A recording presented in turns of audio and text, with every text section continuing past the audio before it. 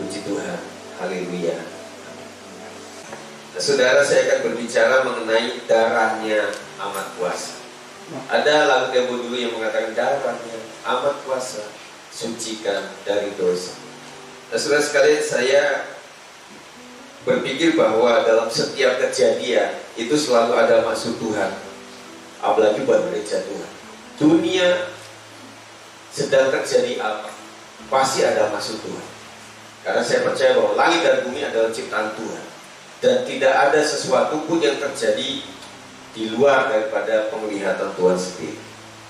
Nah, saudara, saya akan membaca di dalam Keluaran pasal 12 ayat 12 sampai 13. Sebab pada malam ini aku akan menjalani tanah Mesir, dan semua anak sulung dari anak manusia sampai anak binatang akan kubunuh, dan kepada semua ilah di Mesir akan kujatuhkan hukuman. Akulah Tuhan. Dan darah itu menjadi tanda bagimu pada rumah-rumah di mana kamu tinggal. Apabila aku melihat darah itu, maka aku akan lewat daripada kamu, jadi tidak akan ada tulah pemusnahan di tengah-tengah kamu apabila aku menghukum tanah Mesir. Salah satu yang dilakukan ketika Tuhan murka hanya satu saja, yaitu dosa. Tuhan marah ketika ada dosa.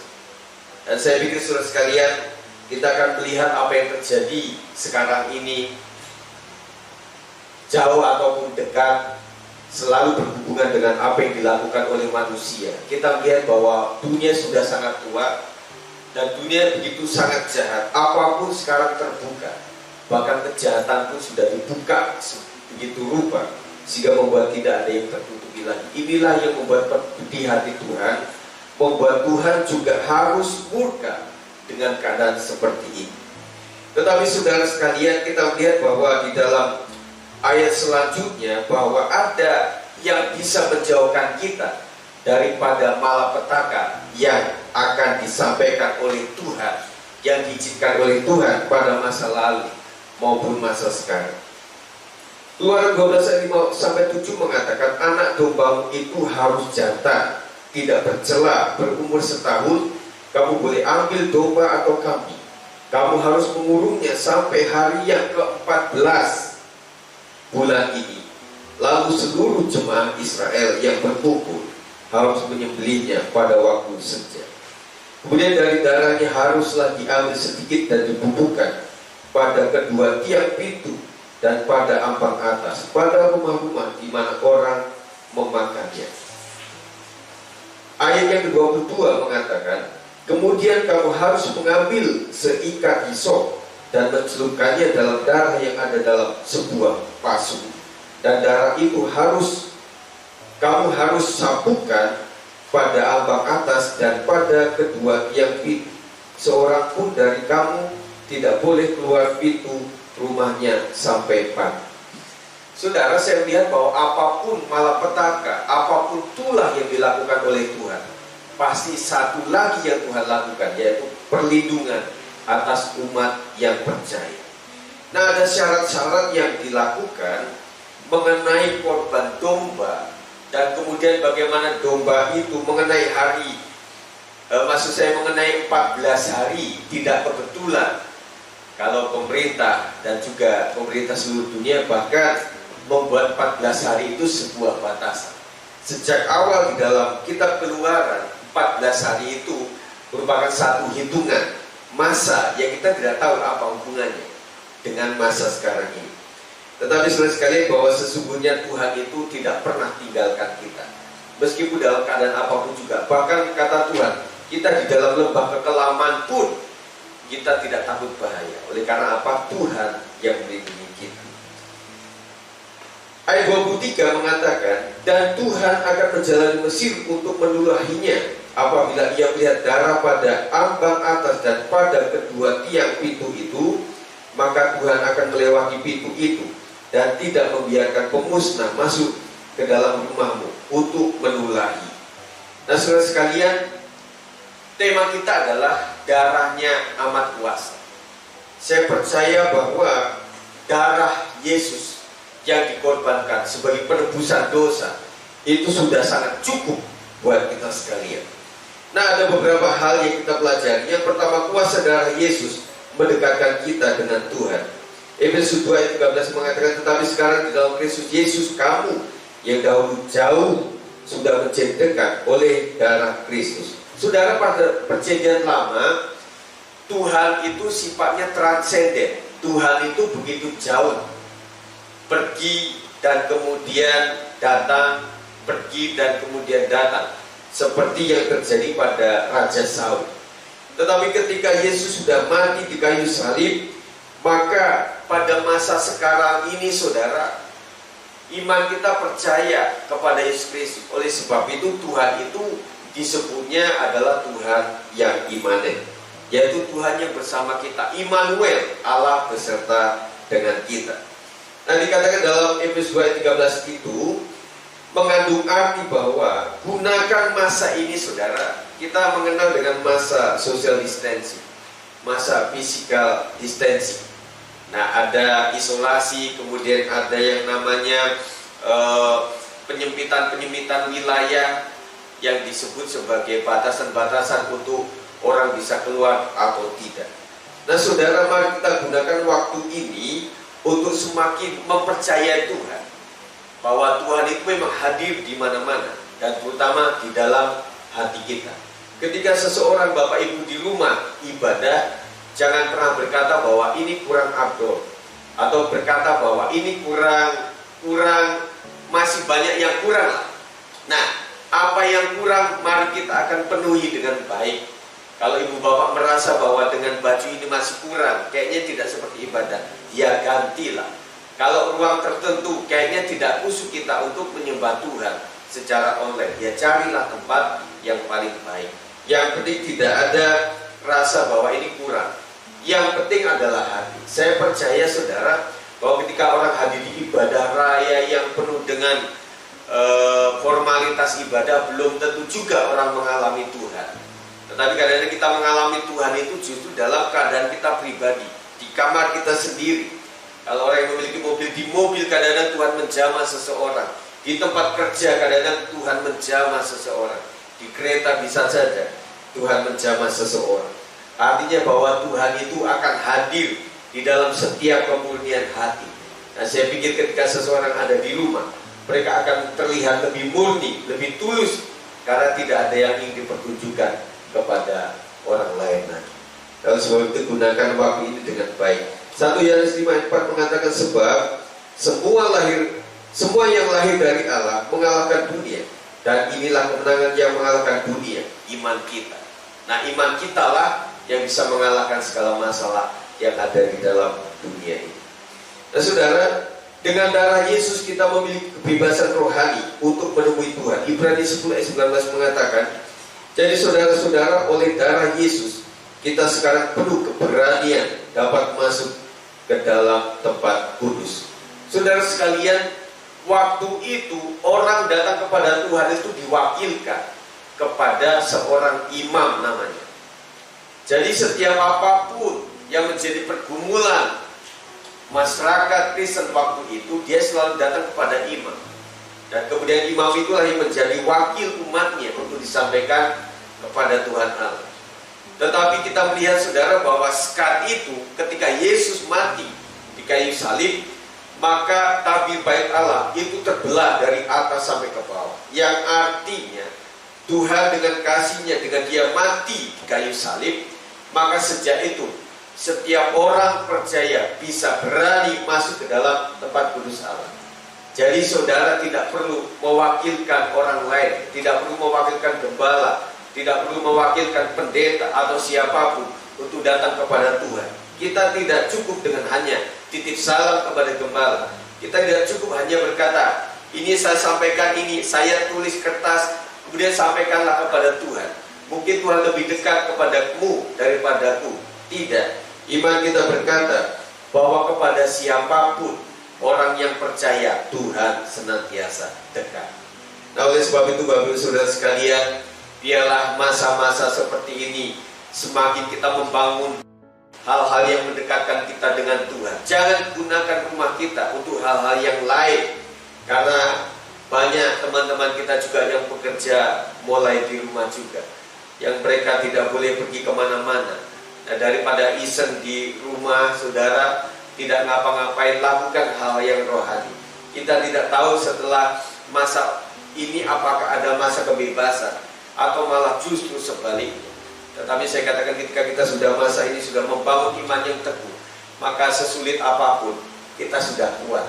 Saya tegaskan bahwa setiap kita berhak untuk berhubungan langsung dengan Tuhan. Tidak mesti bersama-sama, tidak mesti secara massal, tidak mesti mewakilkan. Kita sendiri pasti bisa datang kepada Tuhan. Pada Jumat Agung ini kita akan merasakan zaman Tuhan melalui perjamuan kudus. Dan saya minta Bapak Ibu Saudara yang ada di rumah tetap melakukan ini dengan sukacita, dengan hati yang mengasihi Tuhan. Saya lebih percaya bukan kepada benda yang disebut roti dan anggur yang biasa dilakukan dalam gereja, tetapi ini hanya simbolis saja. Yang penting hati kita. Bapak Ibu Saudara yang di rumah bisa menggunakan roti yang sudah saya umumkan, kemudian pengganti anggur seperti yang saya sudah umumkan, supaya ini mari kita gunakan. Yang penting iman kita kepada Tuhan sungguh-sungguh. Kita akan mulai ini saudara, dan mari sebelumnya kita akan berdoa bersama-sama. Mari para pemain musik. Terima kasih Tuhan, kami bersyukur bahwa sesungguhnya dengan matinya Tuhan Yesus, kami percaya tidak cuma mati, tetapi pada hari ketiga Tuhan bangkit. Dan kami bersyukur pada hari nanti kami akan peringati sebagai hari di mana Paskah Tuhan bangkit. Tidak cuma Tuhan bangkit, tetapi Tuhan naik ke surga, menyediakan tempat bagi setiap umat. Setelah Kau sudah menyediakan tempat itu, Tuhan, Kau hadir lagi ke bumi untuk menjemput orang-orang yang percaya kepada Tuhan. Tuhan Yesus, pada hari Jumat Agung yang sederhana ini, kami ingin menikmati hadirat Tuhan. Kami ingin menikmati zaman kudus. Kiranya sakramen ini menjadi kudus, suci, oleh karena Tuhan yang hadir. Di setiap rumah Tuhan hadir. Tuhan menjamah dan memberkati mereka semua. Kami akan melakukan ini Tuhan, demi nama Yesus kami siap. Mari Bapak Ibu Saudara siapkan roti dan juga perjamuan kudus ini, supaya kita siap untuk melakukannya bersama-sama. Sebelumnya saya akan membacakan firman Tuhan dalam Matius 26 ayat 26 sampai 28. Dan ketika mereka sedang makan, Yesus mengambil roti, mengucap berkat, memecah-mecahkannya, lalu memberikannya kepada murid-muridnya dan berkata, ambillah, makanlah, inilah tubuhku. Mari kita makan bersama-sama.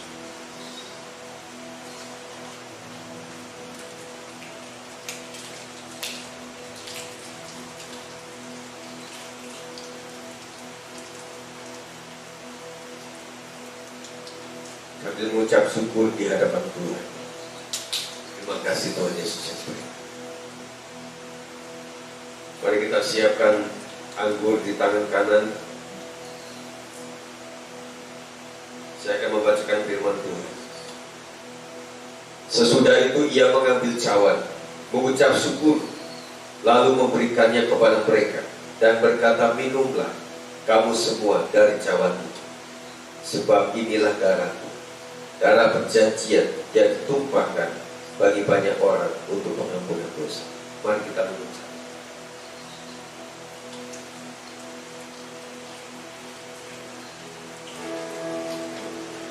Hanya ini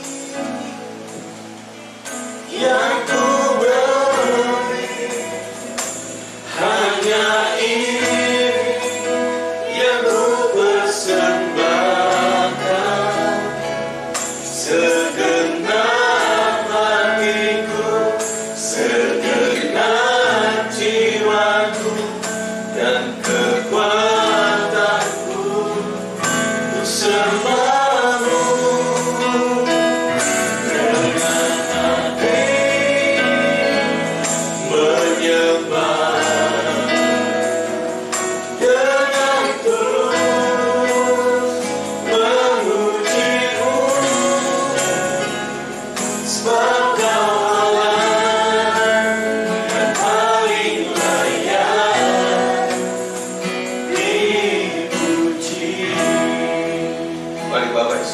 Saudara, kita angkat tangan di hadapan Tuhan. Kiranya perjamuan kudus ini menyatu dengan tubuh jiwa roh. Dan biarlah darah Kristus, tubuh Kristus yang tercabik-cabik, membuat kita menyatu dengan penderitaan Kristus. Dan kita percaya bahwa setiap orang yang menyatu dengan penderitaan Kristus, dia akan dimuliakan sama dengan Yesus. Dan kiranya perlindungan Tuhan atas semua rumah tangga sejak hari dan seterusnya. Percayalah kepada Tuhan bahwa Tuhan sanggup melakukan apapun juga hanya dengan darah Yesus. Cukup dengan darah Yesus, cukup dengan pengorbanan Yesus. Tidak cuma sakit penyakit, tetapi segala dosa diampuni. Kiranya berkat Tuhan atas Jumat Agung mengalir atas Bapak Ibu Saudara sekalian. Mari angkat tangan di hadapan Tuhan. Terimalah berkat Tuhan. Tetap sukacita, tetap percaya kepada Tuhan Yesus Kristus, bahwa berkat Tuhan tidak akan pernah habis-habis. Dimanapun kau berada, kekurangan apapun yang kau sedang hadapi, percaya akan mana yang Tuhan sediakan. Percaya apa yang Tuhan lakukan di Sungai Kerit terhadap seorang nabi Tuhan yang mencintai Tuhan. Dan siapapun dalam keadaan situasi yang begitu sulit, Tuhan tidak akan pernah biarkan setiap umatnya yang percaya sungguh kepada Tuhan pasti akan mendapatkan perlindungan yang agung dari Tuhan. Terimalah berkat Tuhan, berkat di dalam nama Bapa, Anak dan Roh Kudus. Di dalam nama Tuhan Yesus Kristus memberkati Bapak Saudara hari ini sampai Tuhan datang yang kedua kali. Berkati